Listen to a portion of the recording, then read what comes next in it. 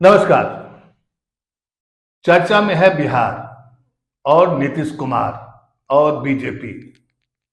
क्या बीजेपी 400 के आंकड़े को पार करने का जो दावा कर रही थी, उसके लिए नीतीश इतने जरूरी हो गए कि जिसको आप कभी भी नहीं लेने का दावा कर रहे थे, कस्में खा रहे थे, बिहार का हर बीजेपी का नेता, यहां तक कि गृह मंत्री और चाणक्य कहे जाने वाले अमित शाह तक बोल दिए थे कि दरवाजा बंद है।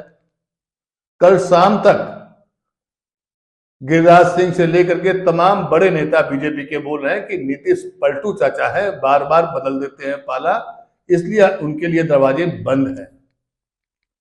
और ऐसे नेता को फिर से लेने की जरूरत बीजेपी को क्यों पड़ रही है, इस पर कोई चर्चा नहीं कर रहा है।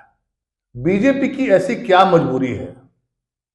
नीतीश की मजबूरी तो समझ में आती है, नीतीश का कैरेक्टर तो समझ में आता है कि वो बार बार अपनी सुविधा के हिसाब से बार बार अपने पाला बदल लेते हैं।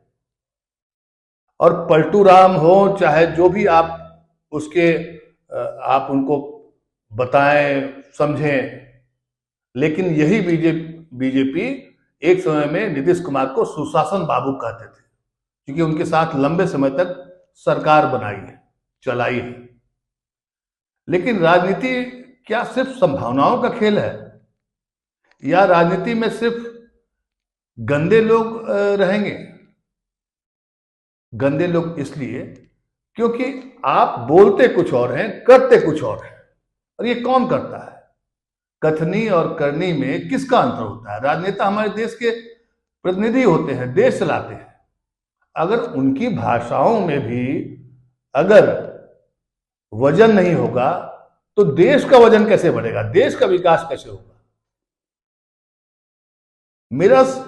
मैंने देखा पिछले 2-3 दिन से जो बिहार का घटनाक्रम चल रहा है, और जिस तरह से नीतीश कुमार को लेकर के बीजेपी और आरजेडी के खेमे में जो रस्साकसी चलने की जो खबरें आ रही है, उससे कई सवाल खड़े होते हैं। नीतीश कुमार का भविष्य क्या होगा, इसको लेकर जो प्रशांत किशोर हैं, उन्होंने तो साफ कह दिया है कि जिधर जाएंगे वो उधर डुबो देंगे।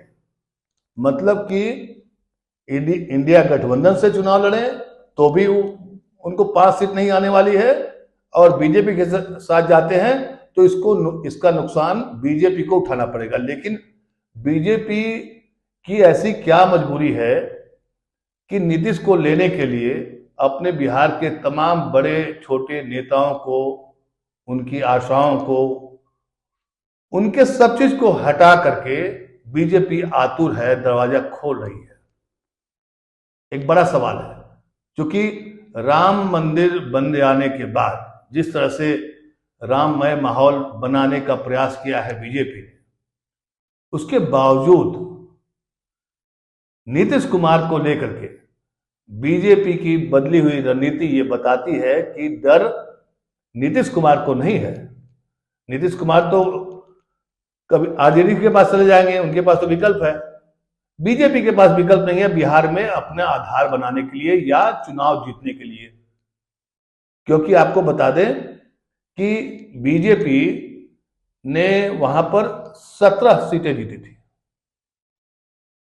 और जेडीयू ने 16 सीटें। सब 17 सीटें वो जीते थे। आपके रामविलास पासवान की जो पार्टी है वो 6 सीटों पर उनको टिकट दिया गया था, 6 के 6 जीत गए थे। तो बिहार की राजनीति को अगर समझना हो तो आप समझ जाएंगे कि वहां पर खेल क्या है। वहां खेल एक ही है, आरजेडी। आरजेडी एक चट्टान है, बीजेपी के लिए भी, नीतीश कुमार के लिए भी।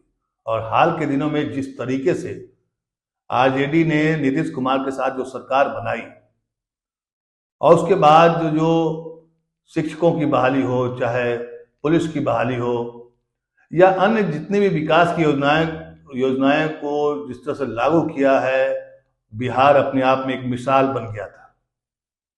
फिर अचानक ग्रहण लग गया। अब इसे ग्रहण नहीं कहेंगे तो क्या कहेंगे? सरकार ठीक ठाक चल रही थी। क्या आरजेडी से बीजेपी जितना डर रही थी या डर रही है, वही डर नीतीश कुमार को हो गया है? क्योंकि 4.5 लाख के आसपास बहालियां हो चुकी हैं। बिहार में, जो स्वतंत्र भारत के इतिहास में आज तक इतने थोक मात्रा में बहाली हमने तो नहीं देखी है या किसी ने भी नहीं देखी है। लेकिन इस बहाली के बाद चूंकि आरजेडी का नया नेतृत्व कौन है, तेजस्वी यादव, तेजस्वी यादव ने एक ऐसी दीवार खड़ी कर दी है जिसको अकेले पार करने में दिक्कत आ रही है बीजेपी को।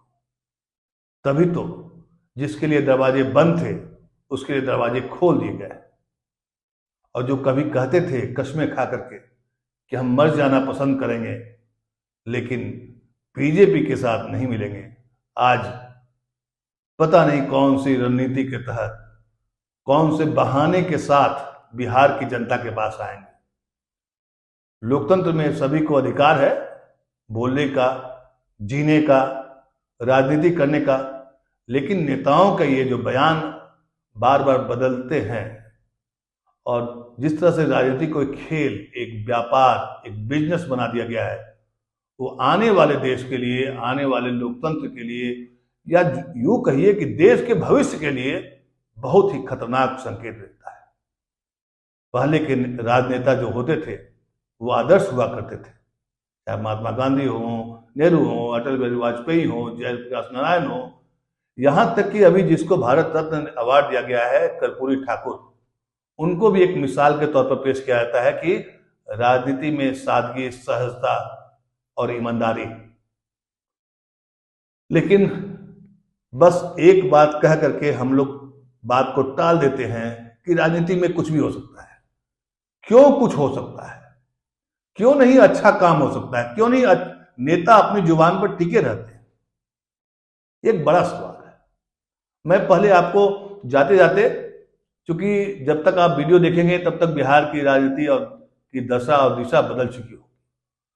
टेलीविजन चैनल पर फिर उसके पक्ष और विपक्ष में नारे लगाए जाएंगे और उसके आधार भी होंगे, उसके तर्क भी दिए जाएंगे।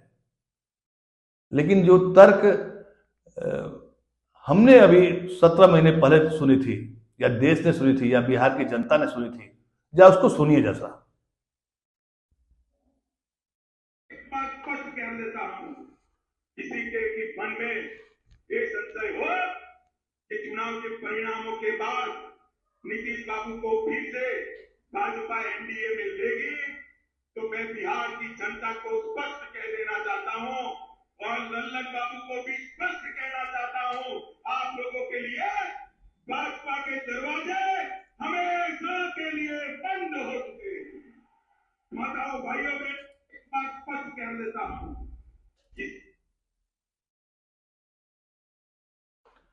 स्पष्ट कर देना चाहता हूं कि आपके लिए दरवाजे बंद हैं।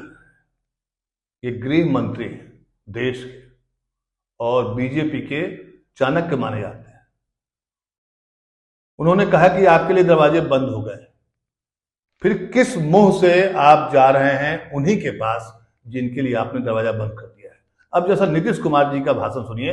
नीतीश कुमार जी ने अभी हाल में जो बातें कही हैं उसको भी जस्ट सुन लीजिए, वो भी आपके दिमाग को ये करेगा।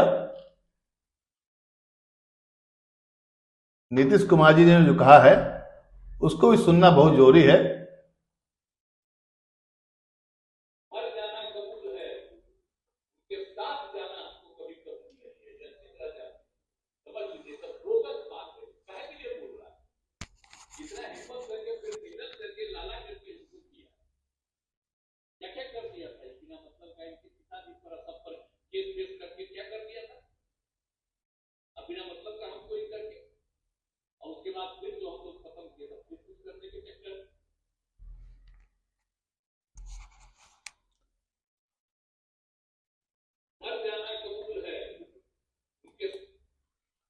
मर जाना कबूल है लेकिन उनके साथ जाना मंजूर नहीं।